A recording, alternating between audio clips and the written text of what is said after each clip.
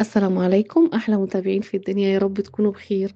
وحشتوني ومعلش لو اتأخرت عليكم في الفيديوهات. بس جايبه لكم النهارده طاجن مسقعة هيعجبكم جدا جدا. طبعا الأساس في المسقعة هي البتنجان، بقطعه وأعفره بشوية دقيق عشان ما يشربش زيت. بعد كده بعد ما بقليه بنزل بفلفل ألوان يدعم الطاجن كده ويديله طعم وفوايد. فلفل ألوان أنا مش بقليه، انا بشوحه بس كده علشان خاطر ايه ما يفقدش القيمة بتاعته. دقيقة واحدة كده وبطلعه على طول. بعد كده بنزل بمكعبات البطاطس. هو الطاجن كله عبارة عن تشكيلة خضار. بعد ما بحمر البطاطس طبعا بدخل بقى ايه على تعصيج اللحمة. كلنا عارفين تعصيج اللحمة وكل واحد بطريقته بقى. انا بدبل البصل الاول كده في الزيت. بحط ملح وفلفل، ادبله شويه كده وبعدين انزل بفصين توم.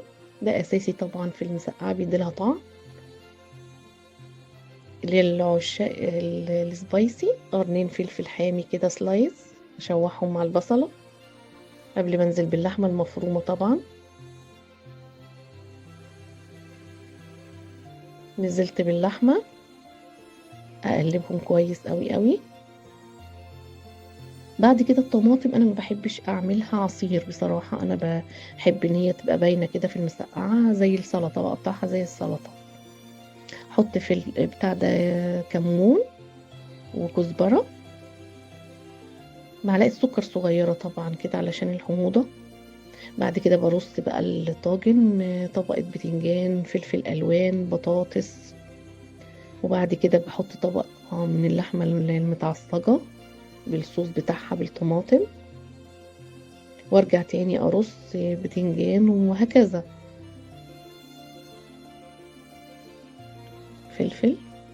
والطبقة الأخيرة بقى اللحمة المفرومة. التكة الأخيرة بقى بتاعتي اللي أنا هحط عليها جبنة موتزاريلا كده توديها في حتة تانية خالص. يبقى طاجن قيم زي ما انتوا شايفين كده، الطبقات بتاعته والشكل بتاعه يفتح النفس بجد. جربوه ومش هتندموا ان انتوا جربتوه. الطعم طلع هايف، واخد ميكس كده في الطعم من بعضه.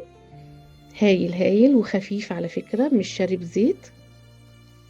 اهم شيء ان احنا بنقلي الخضار مش نخليه يشرب زيت قوي ويغيب في الزيت يعني.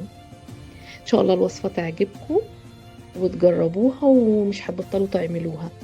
لو عجبتكم وصفاتي ما تنسوش تشتركوا في القناة، ولو أول مرة تشوفوني أنا الشيف ميمي. يومكم جميل.